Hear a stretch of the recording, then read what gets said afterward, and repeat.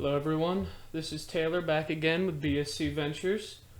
Last week I told everybody to keep a watch on TLT.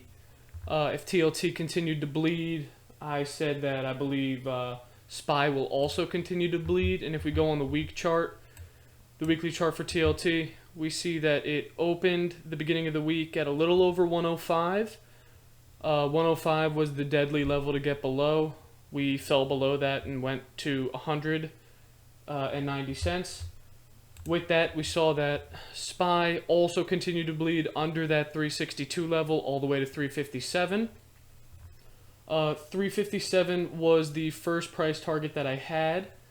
Below that, I believe we can go to 350. So I'm really going to be looking at this 350 level this week. I do believe we might be able to see some relief with September being the worst week, or September being the worst month, and the last week of September being the worst week of the entire market. SPY hit a new 52-week low of 357, so we might be able to get some relief. In that challenge account that I posted a video about Wednesday, I swung a very risky call. I mentioned in the Discord that it is probably the riskiest trade I will take in the challenge account. Just because of the rebalance, I feel like with the levels we're currently at, a lot of people would be repositioning into the upside as opposed to the downside. If we see some relief, I think it's only going to be the first 2 weeks of October. Another big catalyst is the midterms. Historically speaking, the midterms causes a rally.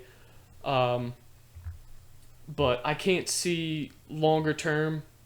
I can't see the SPY going anywhere other than this right here, this pre-COVID high right before the crash. That is about 339. That's my first major price target. Below that, I think we're going to go visit the 320 area right around here. The 320 area is where I'm going to be looking to try and add a lot of SPY shares long term to see if we can bottom there. Another thing I want to look out for, since I got that SPY call, I'm also looking at Apple next week. So let me just remove all this. If you notice right here, let me show you guys. Right here was one of those bottoms before it hit all-time highs. This bottom is about 138. Sorry. This bottom is about 138. So far, we closed right above it at 138.20. So I'm also going to set up an alert that if we close below that, I'm going to look to get into a longer term put and target this 128.91 level, so 129. That would be my price target. Also, you can see right around here, we also hit that the 138. So that's going to be the biggest support we have on Apple, and Apple is the largest holding in the SPY and the QQQ, so the S&P 500 and the NASDAQ. So if this breaks 138 and falls to this 130 or even lower to the 116.26 region on this bottom right here, we could really see some major blood in the market. I will still continue to look at UUP, our dollar. We did have a pullback in the week. I believe it was due to some China and Japan manipulation again. But if this rebounds and continues to rise, there will still be blood. If this isn't TLT's bottom, then we might just be going to those pre-COVID lows, which is my price target. Other than that, I'm not really looking at anything else. I mean, I got TQQQ, a small position in TQQQ just in case we get some relief this week or these first 2 weeks of October. If we do, I'll likely sell this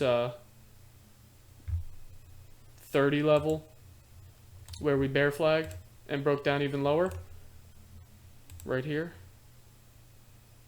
and then I'll sell it for some actual good profit. And then, I mean, I'll be targeting somewhere around this 17 region to load yet again.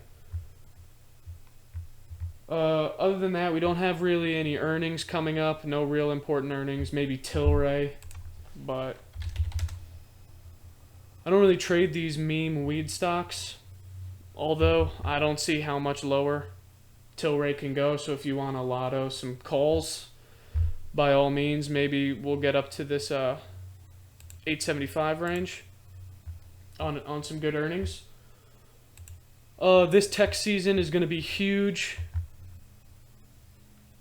Not tech season. This earnings season is going to be pretty large to make or break our market. So keep watch this entire week, considering it's the beginning of the fourth quarter of the year. And I always have snow on watch. Every single week I have snow on watch. We've been messing around with this channel. We're looking to break below it actually. Right now, we bounced and closed right in the channel, but if we get a confirmed breakdown on this 168 level, I'll likely look to get into some puts as well on this. Other than that, I don't have much. I got all these demand levels that are now supply. We broke below. Futures are open. We're looking pretty flat on the futures. But we'll see how we open tomorrow. Tomorrow should pretty much make or break our market. So good luck, everyone, and we'll be seeing you.